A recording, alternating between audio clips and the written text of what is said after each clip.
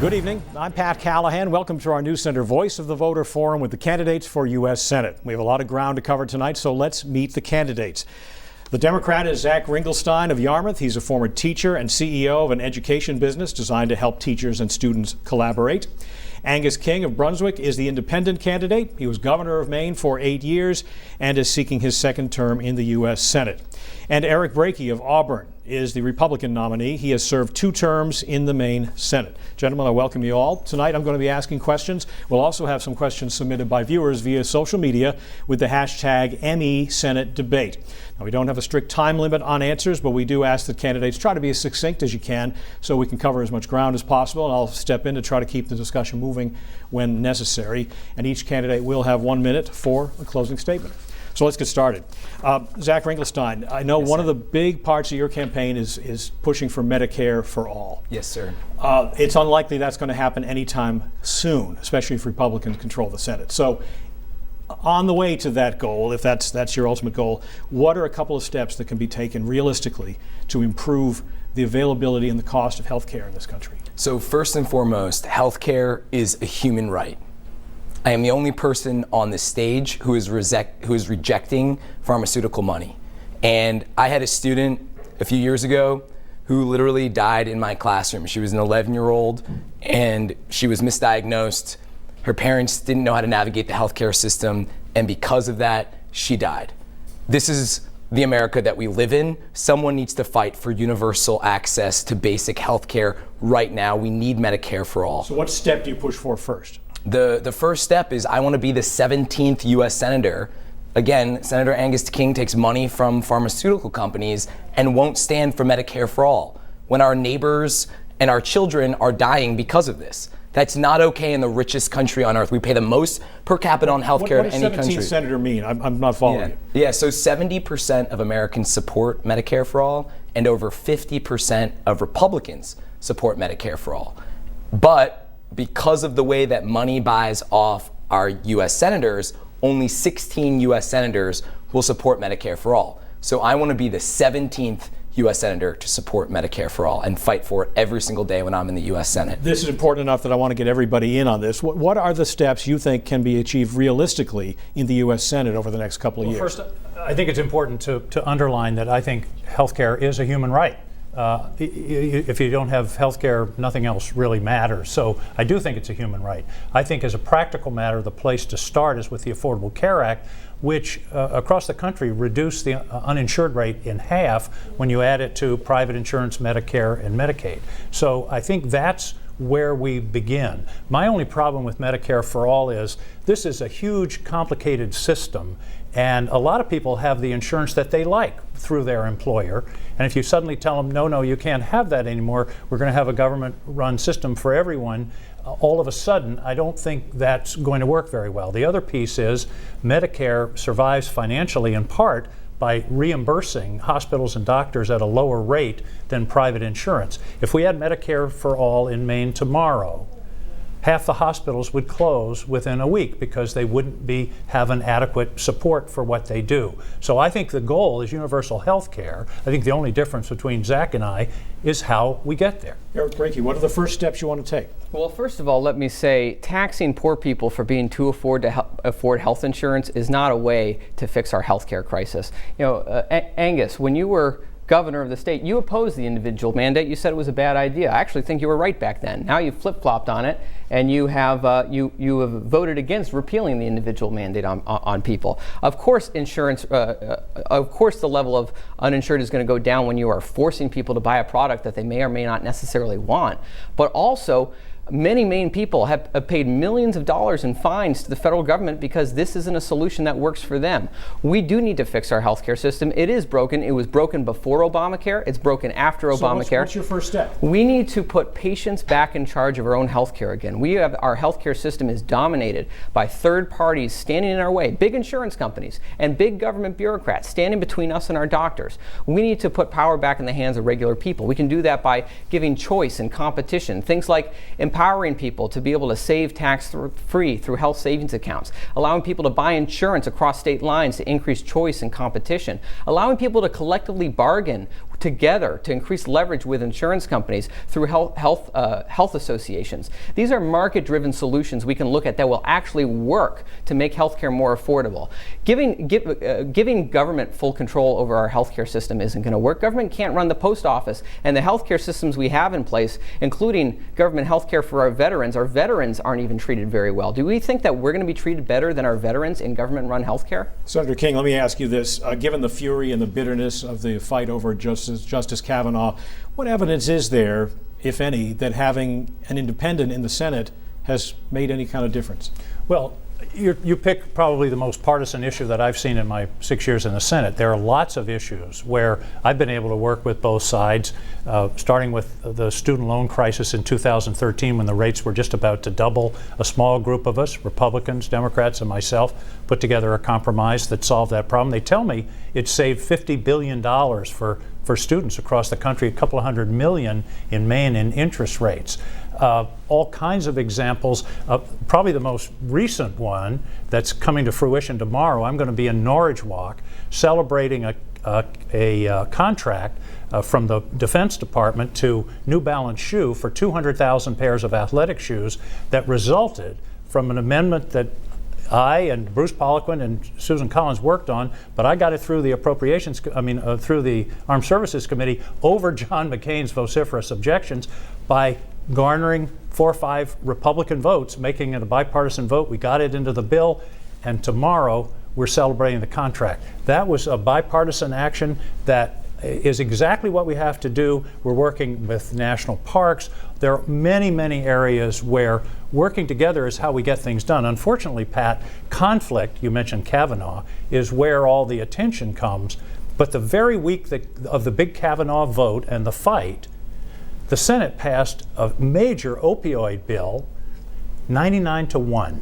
Totally bipartisan. We'd worked on it for a year. I think it's going to make a real difference. So that's the way we've got to go if we're going to get anything done. I'd like to respond to that. You know, Senator, I mean, the fact is you've run as an independent, you tell us you're an independent, but you vote 92% of the time with Chuck Schumer.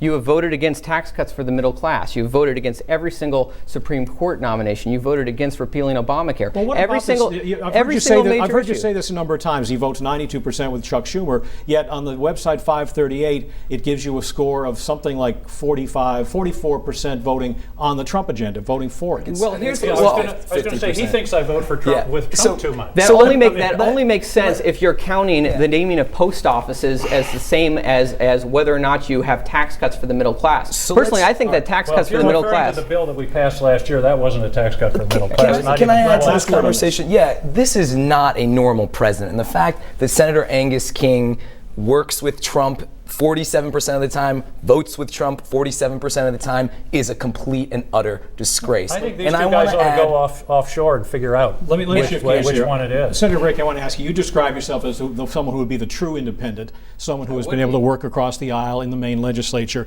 But on social media, you have some pretty harsh words for your opponent. Here's a tweet that you posted in July. Angus King and Chuck Schumer weren't happy when Trump went to negotiate peace with North Korea, nor with Russia, a nuclear superpower.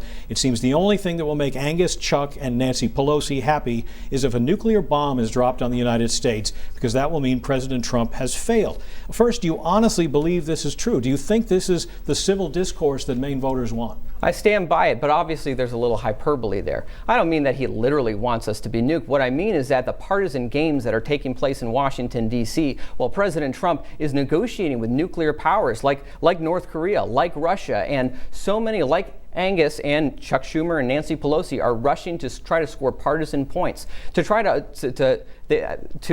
hope that he would fail. I mean, that's what we saw taking place. If you demonize someone with whom you disagree, why would anybody in the Senate say, I want to work with that guy? The point I'm making is that these issues, especially our national security, are so important that we should not be playing partisan games with them. You know, for so long, the number one responsibility of the President of the United States was to keep us out of a hot war with Russia. You know, John F. Kennedy spoke with Russia during the height of the Cold War. Ronald Reagan spoke with Russia during the height of the Cold War. And is this the way to get that message across? I think that the Maine people deserve to know that the partisan games that are being played in Washington, D.C. with our national security, I think it's that important. Pat, 2 of the committees I'm on are Armed Services and Intelligence. I can tell you they're the most nonpartisan committees in the whole Senate.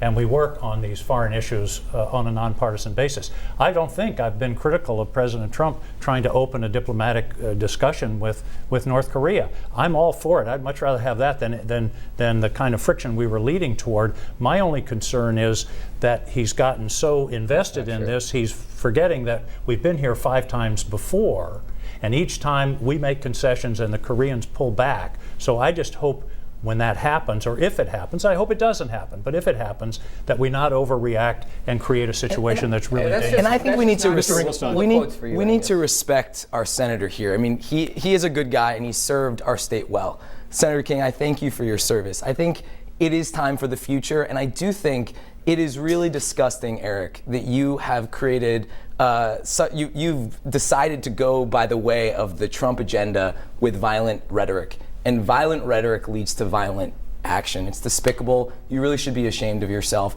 I actually think it's time for you to withdraw from this race and to really take a look in the mirror Zach, as to what you're doing. You're the one polling in single digits. Maybe it's time for you to withdraw from this race. Here's the actual truth. The actual truth is that as governor, Angus grew state spending 45%. He left us $1 billion in debt. We've been trying to dig out of that hole for the last 16 years. In the meanwhile, our kids have been moving away in search of job opportunities in other states. Now, over the last several years, we've cut spending. I've helped, as the Senate chairman for Health and Human Services, I've reformed welfare. We're finally getting more jobs in our state, but we're still digging out of that hole. It's time for a better deal for Maine. We've been getting a rotten deal for Maine, and it's time for a better one. Better jobs, better health care, and let's just get Washington, D.C. out of our lives. All right, we're going to take a break. Be back with more of our News Center Voice of the Voter Forum with the candidates for U.S. Senate after this.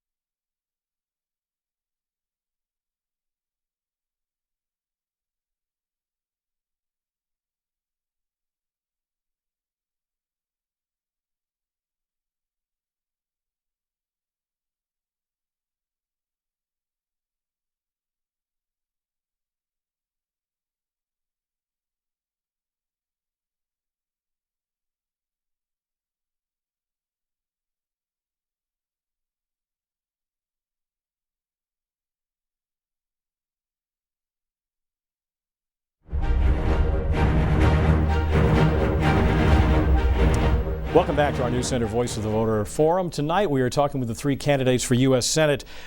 11 people were shot to death at a synagogue in Pittsburgh this past weekend. President Trump suggested, well, they should have had an armed guard at that service. Is that the best we can do, Zak Ringelstein, is to have armed guards at church services? No, definitely not. So what do we do instead? This is. I just want to speak to this for one moment because this is such a scary thing to have happen. There was a Holocaust survivor who was literally shot and killed by an AR-15 in her place of worship in a synagogue. How terrible that this is happening in the United States of America in 2018. We owe it to our kids, to future generations, to our country to start anew and start trying to actually curb what is going on with hatred in this country. And I think it is despicable that this new white supremacy, white nationalist rhetoric is even getting any attention. We need to start projecting hope, and I hope that on November 6th we can truly start again with real leadership who represents people. Does it call for any kind of new gun legislation, any restrictions? Yes, absolutely. Such as? Yeah, so I have been very clear about this. I support the Second Amendment, and yet I am somebody who believes that we should not have military-style weapons out there. We need to have sensible conversations. The NRA is funding some people's campaigns, And unfortunately, what that does is distorts the conversation. It makes it so that we can't have rational dialogue at the table. We can't do sensible things like create universal background checks. I had a note today, actually, from a former mayor in this state who said, "I'm voting for you, I endorse you. The reason I endorse you is because you're the only person who's standing up for this." And Senator Angus King actually voted to repeal Obama-era background checks for those who are severely mentally ill, and that's really disappointing. It's the example that we need to use for how people need to really stand up in this time. Senator King, I feel like we've had this discussion many times over the last 6 years since you've been in office. What about this idea that, and I've heard this from other people, about voting to repeal restrictions on people who are mentally ill from having weapons? There was a provision that if you were found under the Social Security Administration not able to handle your finances, that would put you on the no-buy list. I oppose that because, number one, there was no due process. Remember, we're talking about a constitutional right here. And number two, having difficulty handling finances doesn't necessarily mean you can't go deer hunting.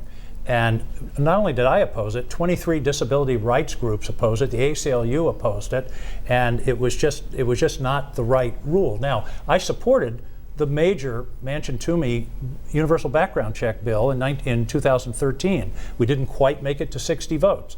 I've always been in favor of universal background checks, no fly, no buy, banning bump stocks, limiting magazine size, similar to what is true in Maine when you go hunting. You can't have more than a bullet in the chamber and 5 in the magazine. So those are the kind of limitations that I've talked about that I think we can achieve. I think one part about this discussion, Pat, is what can we actually do? What can we get through? What can we accomplish that will change this picture? One other thing I want to mention. Obviously, this guy in Pittsburgh is mentally unstable. I had dinner about a month ago with Bill Cassidy, a Republican senator from Louisiana who's a physician.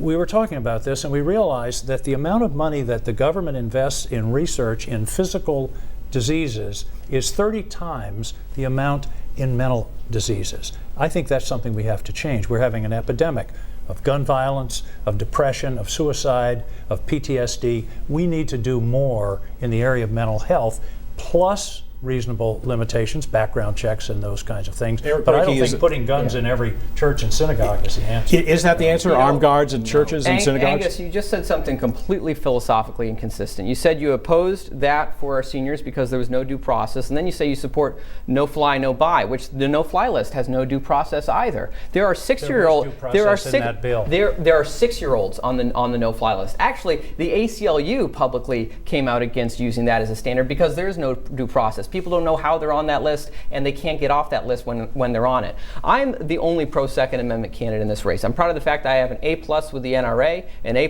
with the Sportsmen's Alliance of Maine, and an A+ with Gun Owners of Maine. Angus, you have a D with the NRA, a D with Gun Owners of Maine, and a B with the Sportsmen's Alliance of Maine, and they specifically didn't endorse you because of your support for gun control. They didn't endorse you either, but I got an A+. And I'm proud of that fact. And as you've taken money from the NRA. Well, I don't think I've gotten a check from this go around, but if they wanted to send me one, I'd be glad to take it. You know, here's the thing. So I'm proud of the fact I sponsored Maine's constitutional carry law. I worked with Republicans and Democrats to get that passed. You know, our Second Amendment rights are fundamental to a free society. And heaven forbid, if someone were to march into this studio right now with the intent to harm us in here, what's the one thing we would all be hoping and praying for? We'd be hoping and praying that someone in this room was armed and trained and ready to respond in such a crisis. Otherwise, we'd all be in a lot of trouble. Research does not prove this, okay? This is a ridiculous argument. Zach, you're more likely to get killed or kill somebody else if you were armed. Zach, and that is just the reality 92% of all mass shootings that take place in this country take place in gun-free zones. Right, so if you had a guard at the synagogue with a handgun and a guy with an AR-15 comes in, I don't know, is that enough? Is that sufficient? Well, we don't know. It gives you a fighting chance, doesn't it? Yeah. I mean, I know when I go to church, many of the churches here in Maine, they have people carrying, people allowed to carry, and people providing security. I mean, Do we really want to be a society where people have guns in churches and schools? The thing is, this is classic Eric Brakey. Fear mongering at the expense of real freedom. Government and that is what you're doing, sir. Criminals it is really don't obey horrible. the gun No laws. one's trying to take away. Last word on this from Senator Brakey. Criminals don't obey gun laws. You can pass whatever law you want. Criminals don't follow it. We might as well make the state of Maine a murder-free zone. In fact, I think we already have. But people are still committing crimes. They don't follow the laws. Law-abiding citizens do. You're disarming law-abiding citizens with these laws. And you know what? Here in Maine, we have the strongest Second Amendment protections in the entire country. We're also ranked the safest state in America. In fact, 4 out of the top 5 safest states in America are all constitutional carry states because we have the right to defend ourselves. We're going to start the next round with Senator King. Is climate change caused in part by human activity? If so, what are 2 things you think can realistically be done about that? The answer is, of course, human activity. You can look at all the data of the emission of CO2 into the atmosphere starting with the Industrial Revolution. It just goes like this.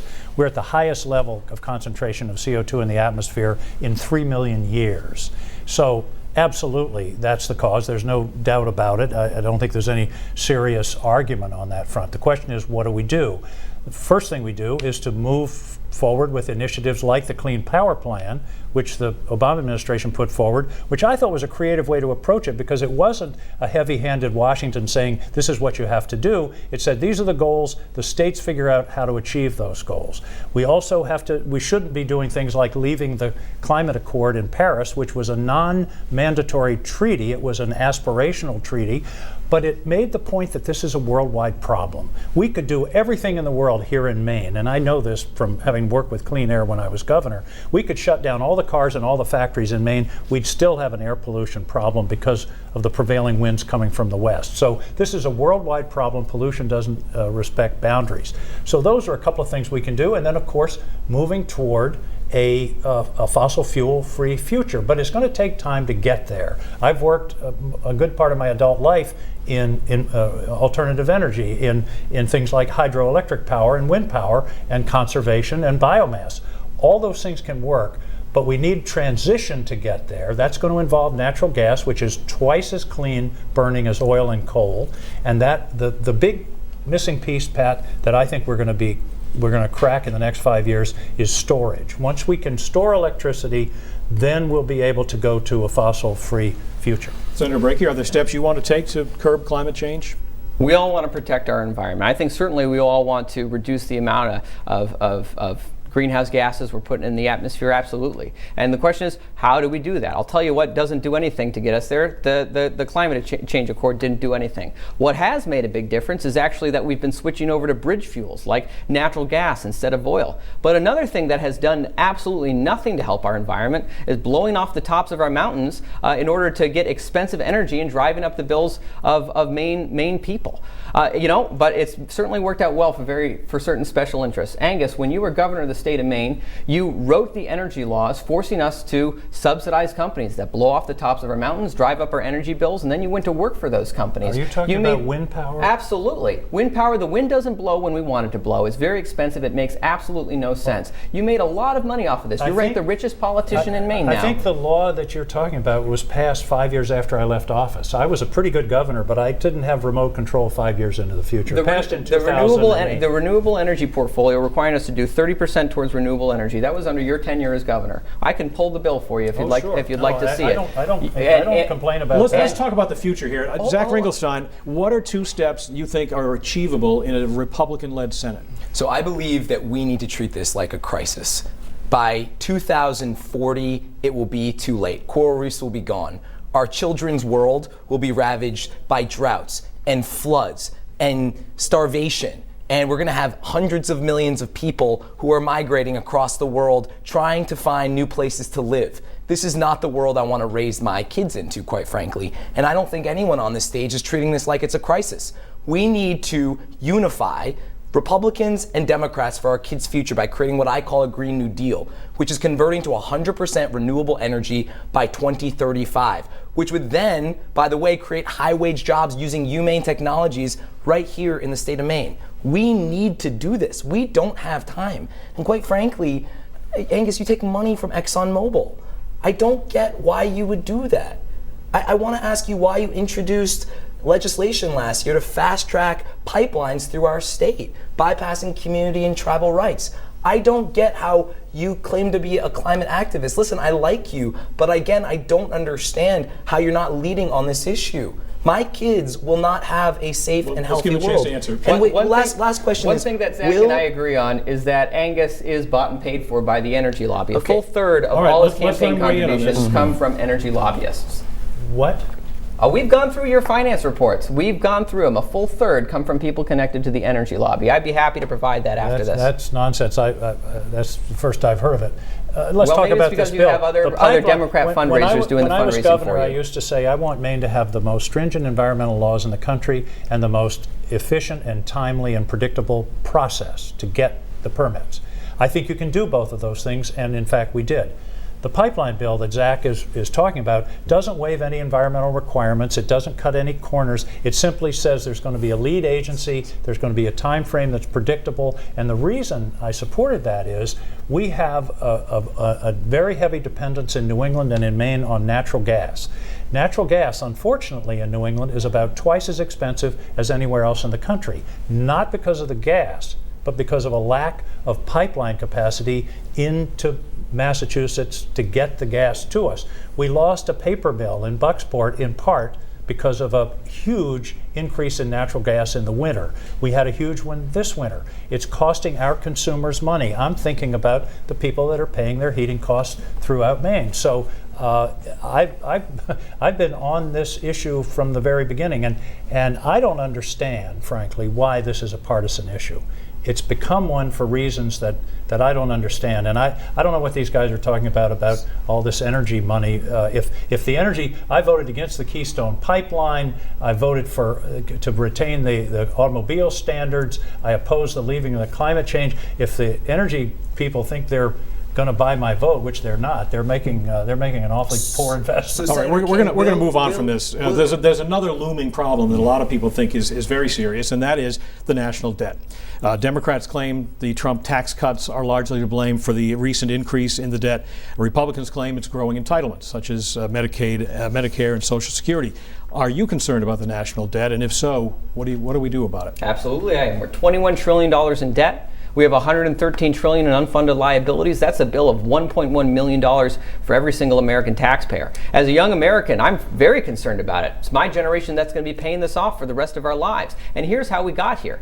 We have Republicans who always want to spend more on overseas spending. Democrats who always want to spend more on welfare spending. And then we have Angus King who comes and says, well, let's just spend more on everything and then we'll all be happy. But we get stuck with the bill. Angus, you've been ranked one of the biggest spenders in Washington, D.C. by nonpartisan groups. There's not a single spending bill you've ever voted against. And that bill is racking up on my generation. People may blame the tax cuts, but here's the truth. Government took in more money this past year than any other year on record. So it's not a revenue problem. It's a spending problem. If we're going to get this under the control, the first place we have to cut, let's look at some of the overseas spending. We've been in Afghanistan now for 17 years. So you don't want to cut entitlements such as Social Security or Medicare? I think that's the last place you look to cut. The first place we should look at the overseas spending. Bring the money home. I'm sick and tired of bombing and rebuilding bridges in other countries. It's time to bring that money home, invest in shoring up our promises to our seniors here, and investing in infrastructure here at home. Mr. Ringelstein, what do you think? Debt is a huge problem, but it's because the economy is rigged for the ultra wealthy and because our US Senate is bought and paid for by special interests. I'm the only person in this race who's not taking corporate PAC, lobbyists, or fossil fuel money.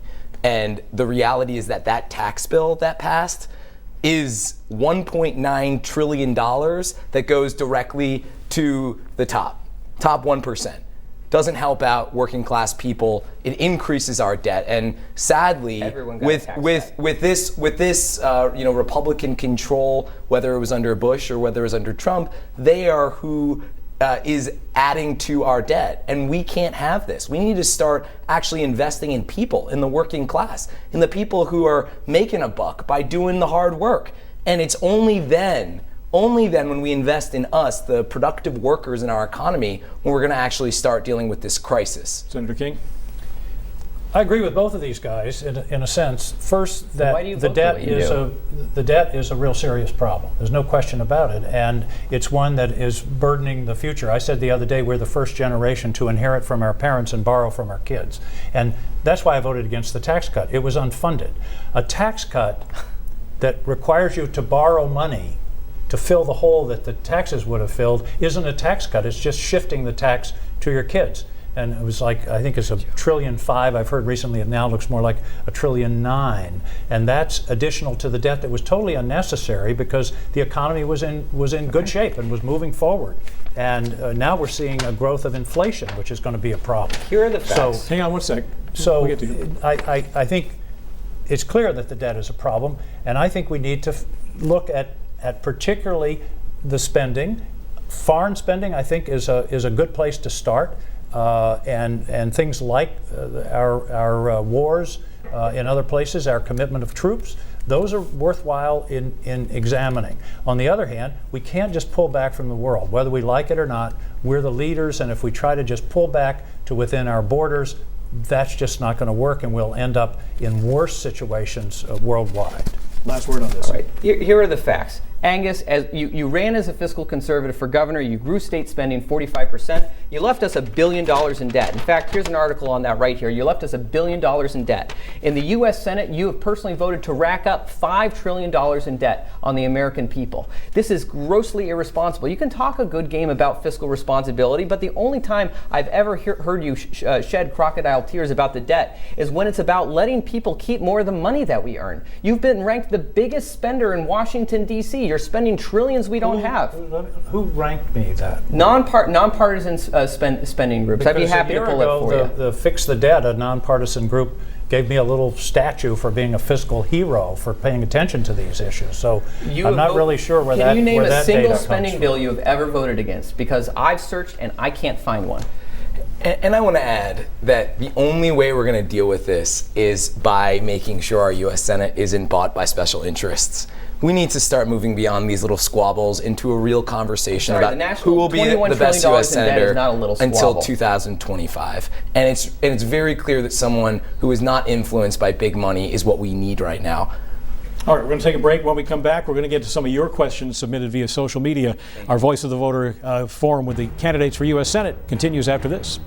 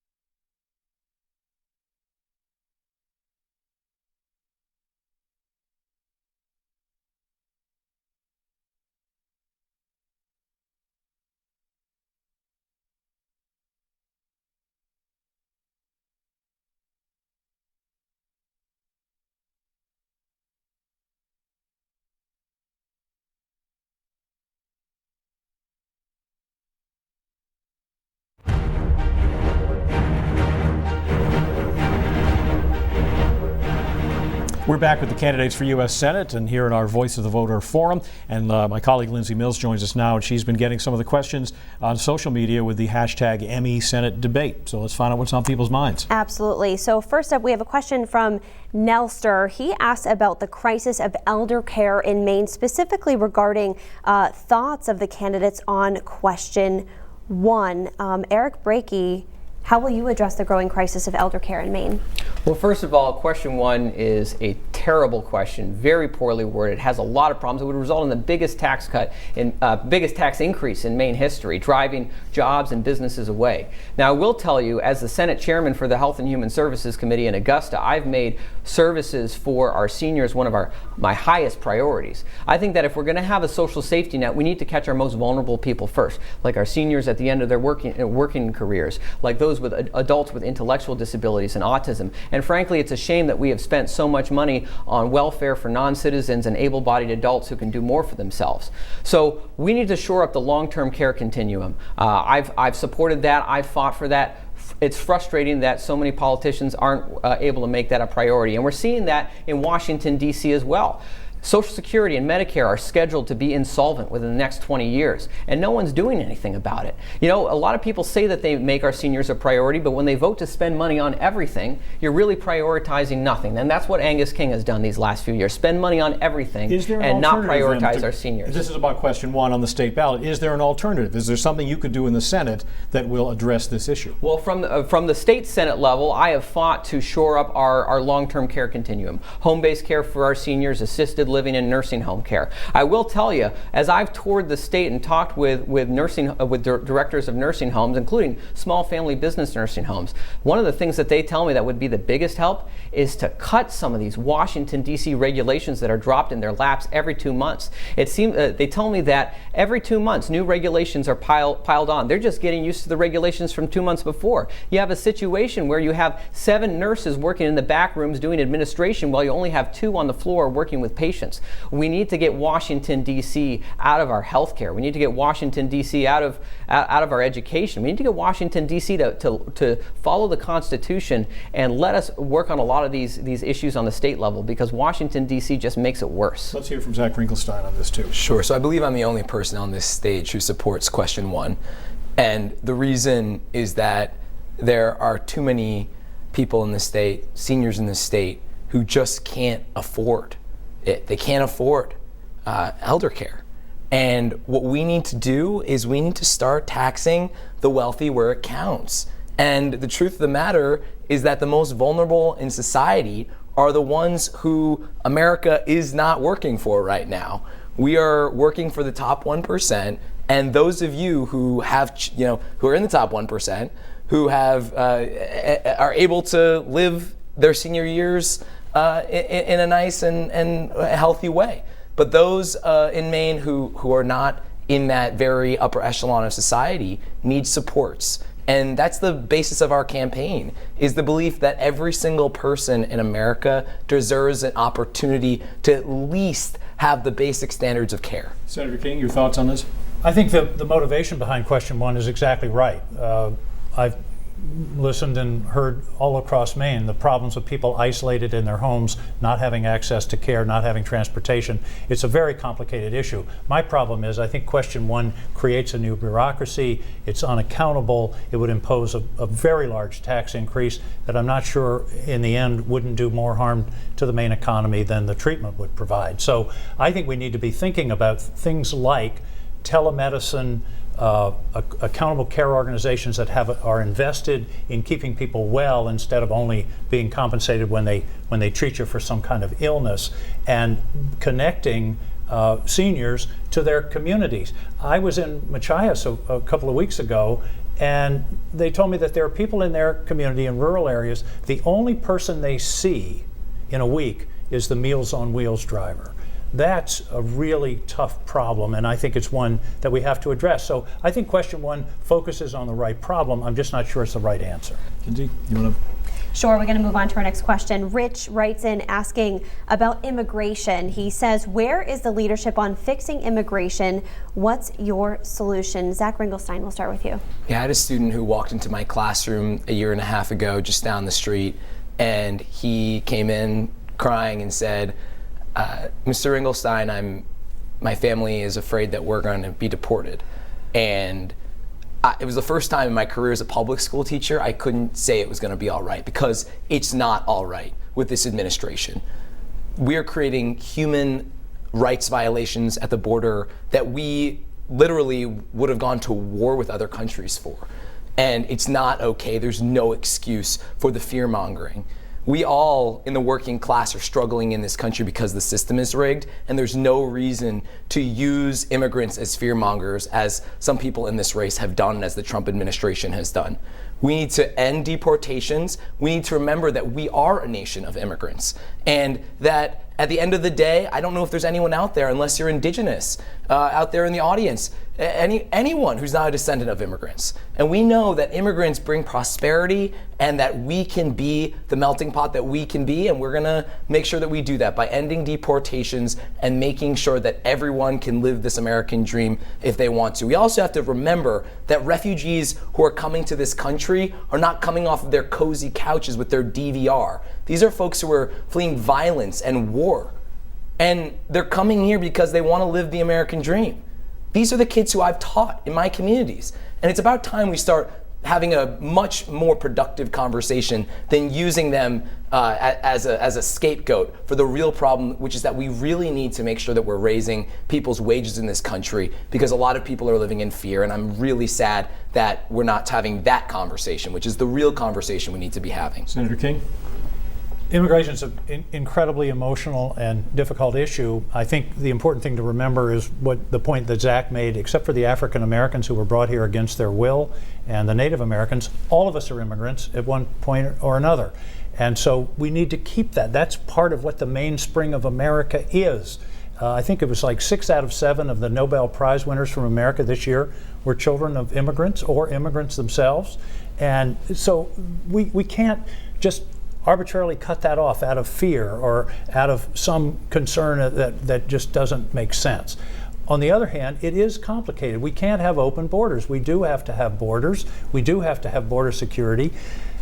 But this is something that can be solved. In 2013, we got 68 votes in the Senate for a comprehensive immigration reform bill that, by the way, I supported, had a huge border security provision in it. Anybody who says there's anybody in the Senate who wants open borders, that's just not true. But on the other hand, we need a humane policy. A lot of it is timeliness. People who come for borders in the 1990s when you were governor, you called for open borders. People who come to this country as asylum seekers, for example, we need more, to be perfectly honest, things like judges to make the decision so they don't have to wait years and get lost in our society. So it's complicated, but I think if we hold on to our fundamental values and realize that all of us were immigrants, except for those groups that I mentioned, and that we can come to a resolution of this that will empower the country, strengthen the country, and at the same time provide an expression of our fundamental values. Let's hear from Senator Brakey. Well, first of all, let me say I'm the only candidate in this race who supports secure borders. And let's get one thing straight. Certainly people who want to come here, they're not bad people. In fact, I can understand why they want to come here. America is a great country. We're a land of opportunity. But it's also true that our immigration system is not a poverty relief program. You know, certainly if I was in their shoes, I might want to come here too. But if we just open our borders and welcome everyone here, we are going to find that America is at capacity before we've made any dent at all in the global poverty problem. If we want to address global poverty, the solution is actually pretty simple. It's capitalism. The emergence of free trade across the world has led to the lowest global poverty rate we have ever seen in recorded human history. You know, we can be that shining city on a hill again. We can be an example to other nations and how to create the level of prosperity that we enjoy here in America. And we can have immigration here to America, provided it's done legally and done in a way that benefits America. But here's one thing. I'll tell you, as I talk to Maine people, some of the rhetoric around this issue is frankly gets disturbing.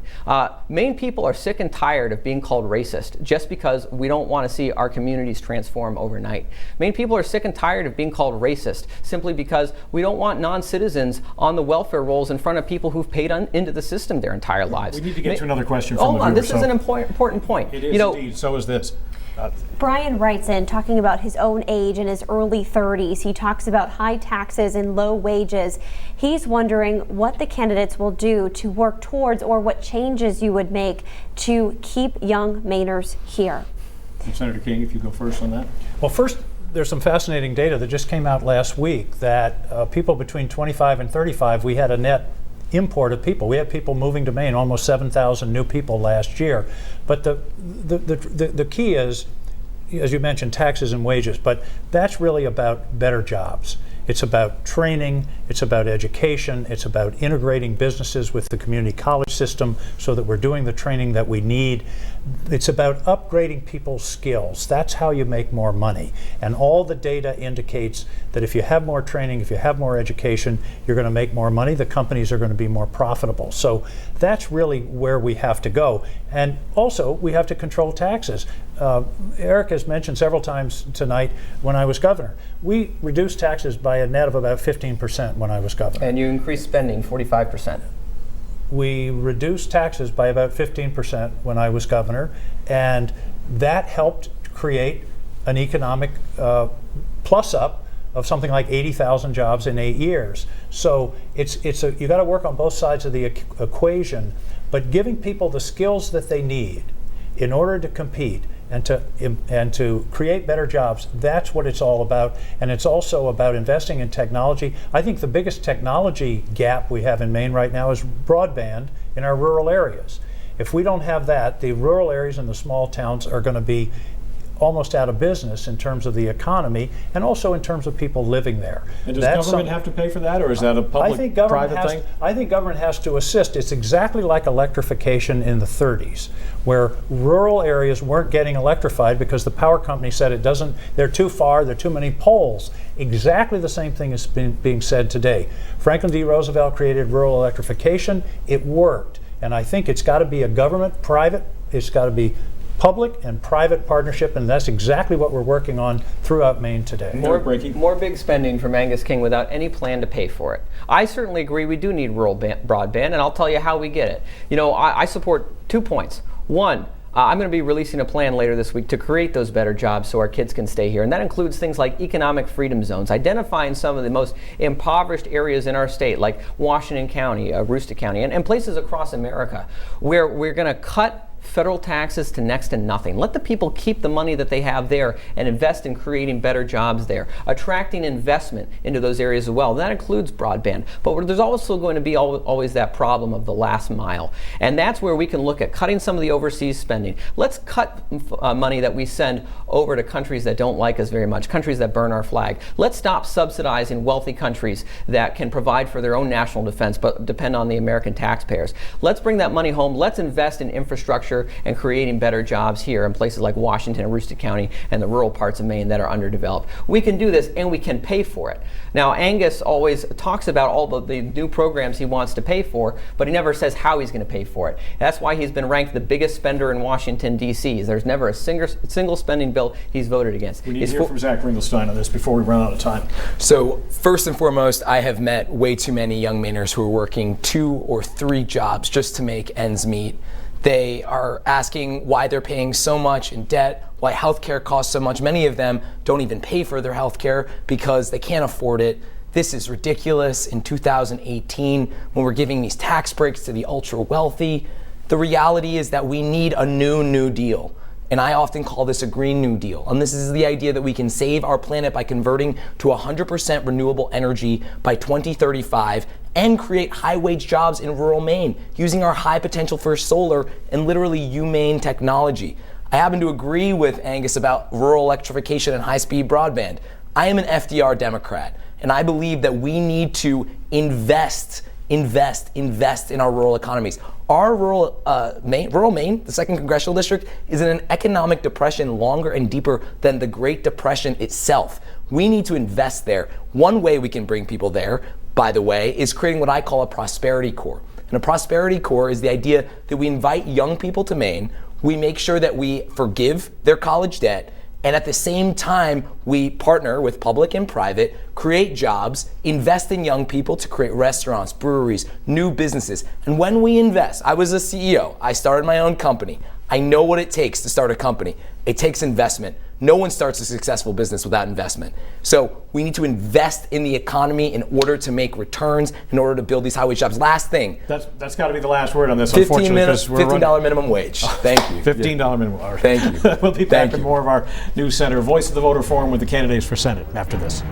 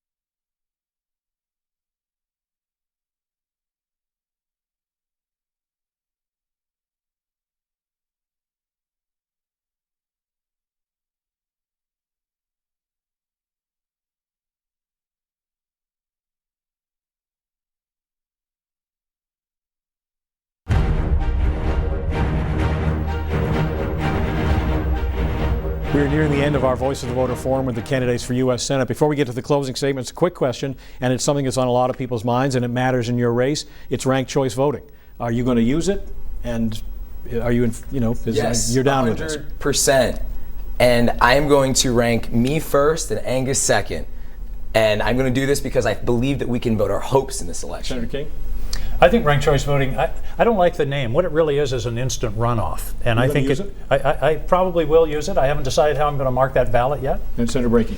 Well, for me personally, when the two other choices are an open socialist and a soft-spoken socialist, I can't really pick either for my second choice. Right. Maybe if I have to write someone in, maybe it'll be Paula Page. All right, each candidate has 1 minute for a closing statement. We begin with the Democrat, Zak Ringelstein. Sure. So my name is Zak Ringelstein. I am the Democratic candidate for U.S. Senate. I'm a teacher, I'm a dad, and I believe that we can do so much better. If you like the last 25 years and you feel like the last 25 years in Maine, in the U.S., your life has gotten better, then you should vote for Angus King. But truly, it hasn't gotten better. And I'm the only person in this race who's not taking corporate, PAC, lobbyist, or fossil fuel money, because my children can't wait, my students can't wait. We need better in this country. We need to push a vision that is not corporate, that is American, that is human, and the people of Maine deserve better. I'm asking for you to rank me 1, Angus 2nd, and I'm asking for you to do that because we can vote our hopes. There is no spoiler effect. We can actually move towards the future. We can't wait till 2025 for this. We need to do it now, and I humbly ask for your vote because I will serve you. I will work hard to make sure that I represent your interests and that I go and I represent you boldly in the U.S. Senate. Mr. Ringelstein, thank you very much. Next, Angus King. As I've traveled Maine over the past 6 years, and particularly in the past year, I hear hope and heartbreak. The opioid crisis, which we haven't really gotten to today, is the most serious public health crisis I've seen in Maine in my lifetime. We need to keep working at it. We need to keep working about treatment availability. We need to keep working on law enforcement. We need to keep working on all of the provisions that will make people able to escape this curse. I also spend a lot of time with veterans who really, in many cases, aren't getting their needs met. And I think that's one of the things that we have to work on, seniors' access to health care. But there's also hope. There's some new initiatives in the forest economy, new investments in our paper mills. And I think what we need to do is face up and deal with those tough issues, but at the same time, build on the positives that are happening. There's a lot to do, and that's why I've decided it's not a time I feel I can walk away. I want to continue to serve the state of Maine. Angus King, thanks very much. Finally, Eric Brakey, the Republican. I'm running to represent you in the United States Senate because I think that we've gotten a rotten deal for far too long. And I think it's that as Maine people, we deserve a better deal. You know, Angus, as you got your first $8 million from Central Maine Power from a big contract there while you were dating the top lobbyist for Central Maine Power. As governor, you changed the laws for the state, forcing us to subsidize companies that blow off the tops of our mountains, and then you went to work for them. Now you lobbied for millions of dollars from the Obama stimulus package for the companies you work for. You know, and you're now ranked the richest politician in Maine. You've worth an estimated $22 million. You know, on the left, they often tell us that the problem is big corporations in our country. On the right, they often say it's big government, but the truth is it's both. It's those politicians who sit in that revolving door of corporate and government power, enriching themselves on the rest of us. I'm representing a better deal for Maine, better jobs so our kids can stay here, better health care so we can access our doctors, more freedom so we can make our own choices and get Washington, D.C. out of our lives. If you're ready for a better deal for Maine, then I ask for your vote on November 6th. Eric Brakey, thank you. Our thanks to all the candidates. That concludes our Voice of the Voter forums. Now it's your turn. Election Day 1 week from tomorrow. Stay with News Center for Voice of the Voter coverage leading up to the big day.